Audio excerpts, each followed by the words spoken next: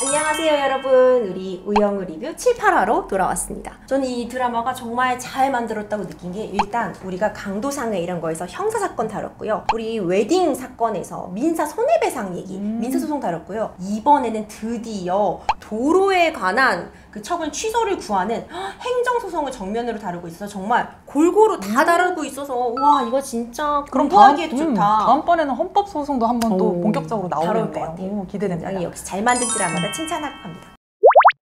우리 오늘은 일단 취업 얘기부터 좀 해보는 거 어때요? 지금 우영우 변호사가 나중에 입사했다고 이거 채용 비리다 이런 얘기가 나온 거잖아요. 대형 로펌, 우리 그때 말했던 김광태세 율 뭐 이 정도를 가려면 2학년 여름방학 혹은 겨울방학에 인턴을 통해서 미리 컨펌 받는다고 하죠. 미리 채용이 되는 거는 맞아요. 권 변호사가 지적한 것처럼 다른 사람들보다 너는 훨씬 늦게 따로 너만 채용이 됐잖아. 이건 이상한 거 아니야? 이렇게 지적하는 게 뭐 어떻게 보면은 현실을 잘 반영한 부분도 분명히 있을 것 같아요. 근데 저는 오히려 현실에서 저런 이유만으로 부정취업이다라고 문제를 삼았으면 약간 우스워질 수도 있지 않았을까. 왜냐면은 대부분은 1, 2학년 때 학교를 다니면서 컨펌이 되는 거는 맞지만 사실 많은 경우에는 졸업하고도 수시로 채용되고 다른 데 이미 채용이 됐는데 연락이 와서 만나자, 술 한잔하자 하다가 또 옮겨가는 경우도 워낙 많기 때문에 좀 이직도 자유롭고 신입사원 채용 기간이 딱 정해져 있어서 어떤 정해진 절차로만 통해서 한 번에 입사를 하고 그 연차가 되고 이런 거는 조금 아니라는 점. 변호사의 이 직역의 특성상 이직이 좀 자유롭다는 측면이 있는 것 같아요. 평생 직장이다 이러고 이 법인을 다니는 경우가 사실 거의 드물거든요. 5년 이상 다니면 굉장히 오래 다니는 편인 거죠. 변호사 채용의 특성 중에 하나는 이렇게 소개로 아름아름 가는 경우도 되게 많아요. 굉장히 많죠. 네, 왜냐하면 어쨌든 되게 믿고 사건을 맡겨야 되는데 새로운 신입사원을 뽑아가지고 검증하는 작업이 좀 쉽지 않다 보니까 이제 아름아름 취업이 되는 경우가 사실 되게 많죠. 맞아요. 경력직들 이직에서. 맞아요. 근데 그 아름아름이 꼭 뭐 누구 집 자제다, 뭐 어떤 뭐 아주 좋은 집의 누구다 이런 것도 있을 수는 있겠지만 사실 대부분 일 잘하냐, 성격 어떠냐, 좀 잘 두루두루 잘 지내는 편이냐 이런 걸 굉장히 중시하는데, 이걸 우리가 레퍼런스 체크한다고 하잖아요. 저희한테 되게 일상적인 일이거든요. 동기 누구 채용하려고 하는데 레퍼런스 좀 체크해 줄 수 있겠냐 이런 전화를 자주 받기도 한다는 점. 레퍼런스 책으로 붙일 수는 없지만 떨어뜨릴 수 있죠. 평소 행실이 굉장히 중요해요. 그쵸. 권모술수 변호사 사실 진짜 조심해야 돼요. 멀리 봐야 된다. 저 지금 가는 레퍼런스 체크 잘 받을 수가 없겠다. 이직 불가. 이제 행정소송, 이번 화에서는 행정소송이 2화에 걸쳐 풀어나와요. 저는 2화에 걸친 것도 이유가 있다고 생각해요. 왜냐하면 행정소송이 복잡하고 어렵거든요. 실제로 시간이 많이 걸리기도 하고, 지금 나온 건 도로구역 결정 취소 처분을 구하고 있어요. 이 도로가 나왔는데 좀 이름이 행복로인 것도 아이러니야.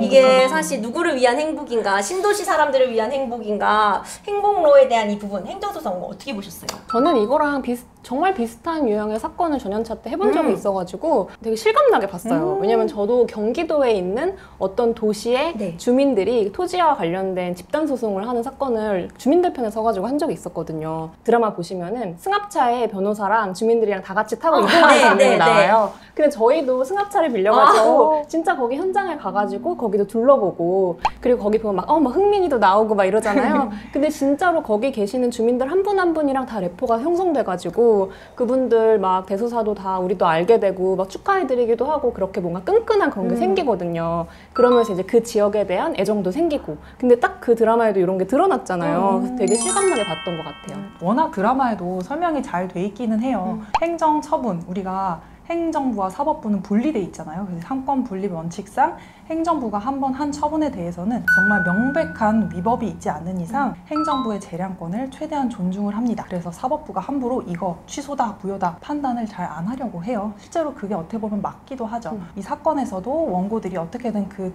처분을 변경하거나 취소하기 위해서 굉장히 애를 쓰고, 그 과정에서 변호사들도 어떻게든 막 뒤지다가 우영우 변호사가 하자의 절차를 발견을 해내죠. 근데 여기서 또 태수미 변호사가 너무 멋있지 않아요? 절차상 하자가 있다는 걸 어떻게든 이제 상대방은 발견을 하니까, 그럼 이 결정, 계획, 수립 단계를 언제로 볼 것이냐로 쟁점 아예 바꿔버리죠. 틀을 바꾼 거죠. 네. 그리고 그 전에 이미 한번 원고들이 무슨 주장을 할 때 스스로 자충수를 두게 함으로써 결국 그렇다면 보상금을 노린 건 아니신가요? 그렇죠. 하면서 원고들 스스로 뭔가 굉장히 지역 이기주의를 가진 사람인 것처럼 만들어버리잖아요. 그렇게 프레임을 이끌고 가는 변호사의 모습이 너무 멋있었어요. 우영우도 거기에 반하는 거죠. 그렇죠. 굉장히 변호사로서 우리가 지금 상대반이었지만 굉장히 잘 싸우고 있는 변호사고 실제로 행정소송하면은 이렇게 이 환경 영향 평가가 쟁점되는 경우가 정말 많죠. 사실 그거밖에 할 게 없는 거예요. 왜냐면 실체적인 위법 사유가 발생하기가 굉장히 어려워요. 이 행정 주체가 행정청에서 어떤 처분을 할 때 당연히 많은 또 검토를 거치고 하니까 실체상의 하자를 찾기가 어렵고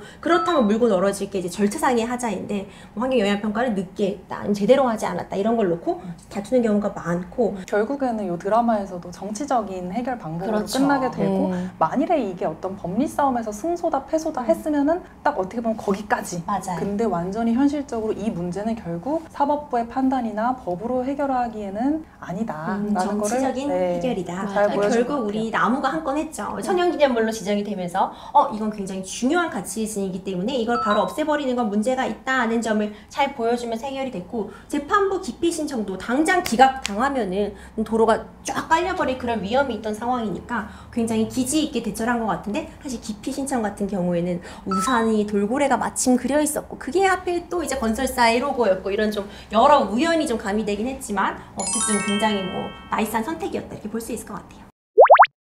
러브라인 또 빼놓을 수가 없는데 러브라인 어떻게 보셨어요? 전 그냥 되게 별 생각 없이 달달하게 보고 있어요. 너무 귀엽고 잘 됐으면 좋겠어요. 너무 잘생겼어. 근데 잘생겼어. 또 약간 호불호가 있는 것 같더라고요. 보시는 분들에 따라 가지고는. 명진 변호사님 러브라인 어떻게 봤어요? 뭐 드라마에서 워낙 이제 분위기나 이런 두 배우의 표정 연기가 너무 이제 몰입을 잘 하도록 만들어서 저도 막 약간 올라간 입꼬리를 주체 못하고 보긴 그거 알지? 막 했는데 넷플릭스 보고 있다가 약간 까만 화면 나왔을 때 웃고 있는데 얼굴에 비치는 추억 나요, 얼굴.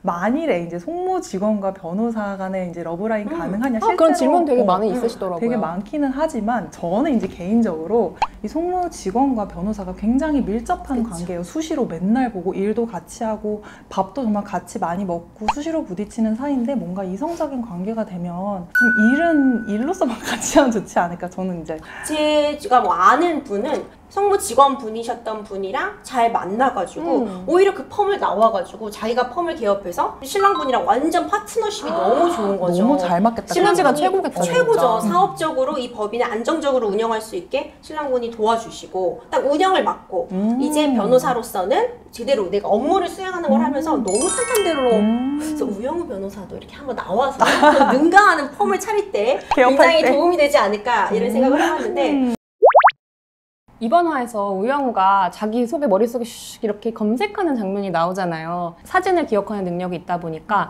저렇게 사진 기억 능력이 실제로 있냐, 저게 가능한 부분이냐 이런 질문들 하실 때 저의 경험에 비추어 보면 충분히 가능할 것 같다는 생각이 들었던 게 저도 좀 그렇게 사진으로 찍어서 기억하는 스타일이거든요. 이미지로. 네, 예를 들어 뭐 저 지금도 기억이 나는 게 고등학교 국사책의 어떤 특정 페이지를 이렇게 딱 머릿속에 찍어놨는데 시험을 볼 때 그 문제가 나온 거예요. 그러면은 국사책을 머릿속에서 막 넘겨서 그 페이지를 떠올리고 그 사진 옆에 내가 써놨던 문구를 떠올려서 시험을 본다든지 이제 그러다 보니까 저는 교과서를 그냥 두면은 이게 너무 평면적이잖아요. 그러니까 막 알록달록 색칠을 엄청 한다든지 아니면 아예 나만의 필기를 노트를 만들어서 그 노트를 사진을 찍는다든지 그래서 이런 사진을 찍어서 기억하는 방식이 되게 극대화돼 있다면 우영우 같은 것도 충분히 가능하겠다고 생각을 했고 이런 타입의 기억을 잘하게 되면 장점이 하나가 한자 시험을 되게 잘 볼 수 있어요. 그림처럼 기억하니까. 네, 한자를 그냥 사진으로 탁탁탁탁 찍으면 되잖아요. 이렇게 큰 종이에다 한자를 쫙 출력해서 놓고 이렇게 가만히 보고 있으면 그냥 탁탁탁탁탁 찍어서 기억할 수 있어요. 진짜 아니에요?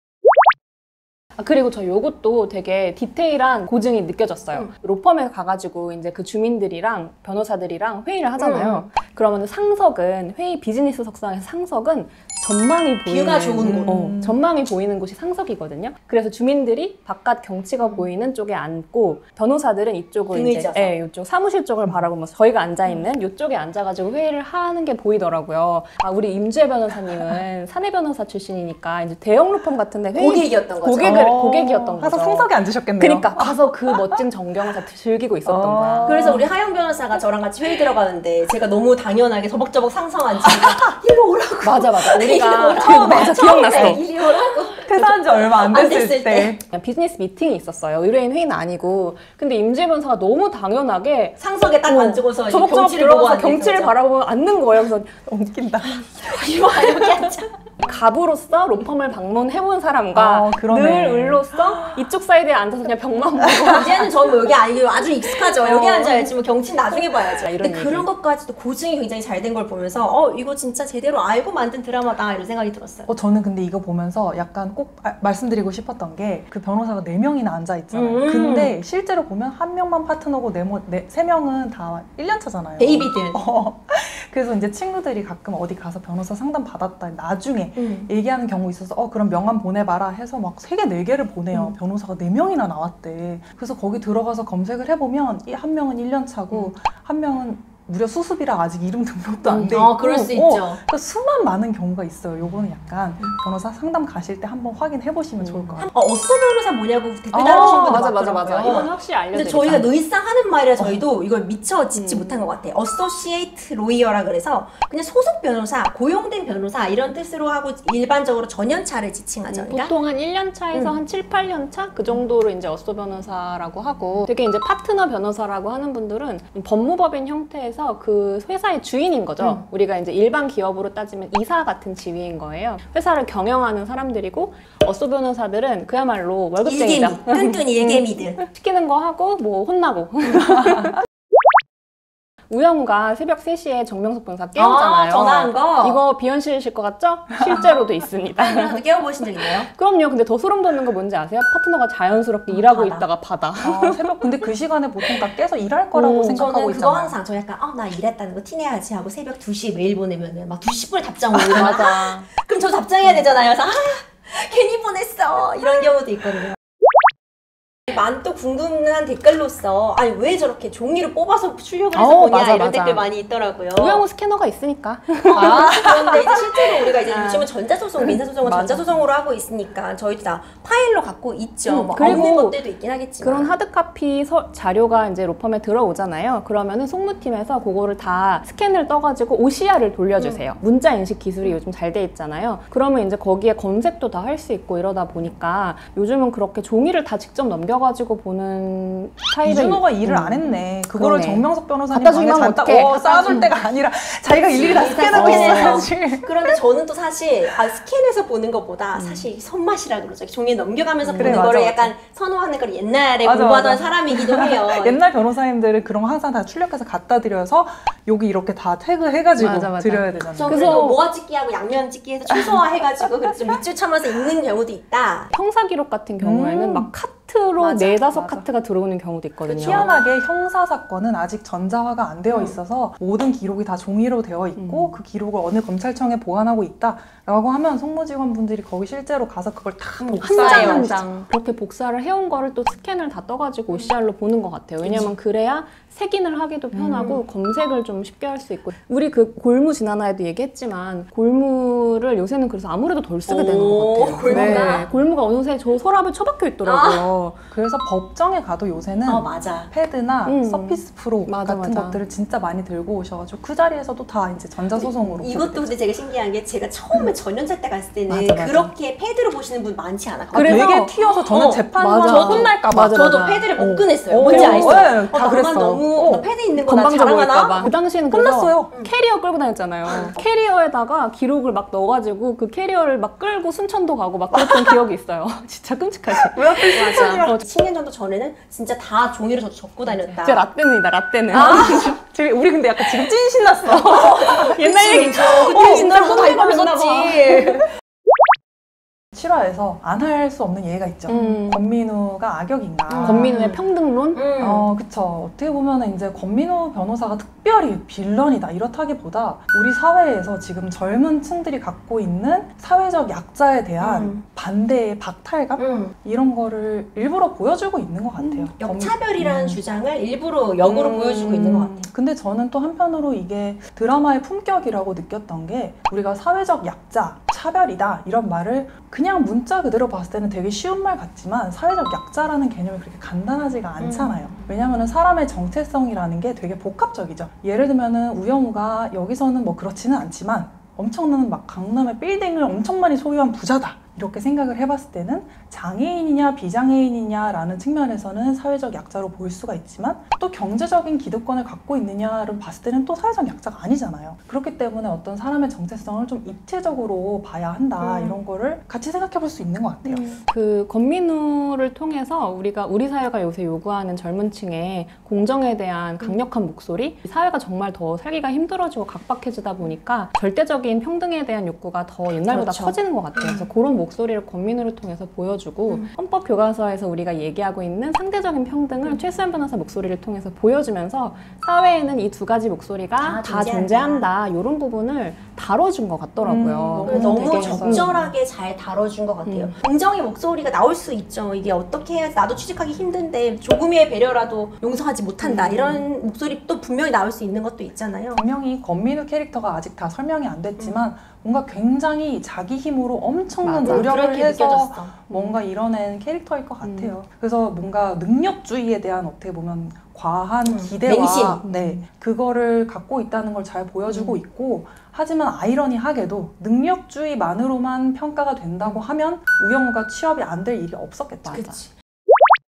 출생의 비밀을 너무 담백하게 풀어서 너무 빨리 끝났어. 그니까. 생각보다 난 너무 너무 좋았어. 너무 금방 끝났어. 깔끔. 엄마가 누구인가를 찾는 게 핵심이 아니라는 거죠. 이 드라마에. 그치. 둘이 만난 장면에서의 그 연기력 나 울었어. 눈물이 또르르 났어요. 그 박은빈 배우가 가만히 있다가 점점점 얼굴이 이렇게 같이 진짜? 응, 같이 울었어.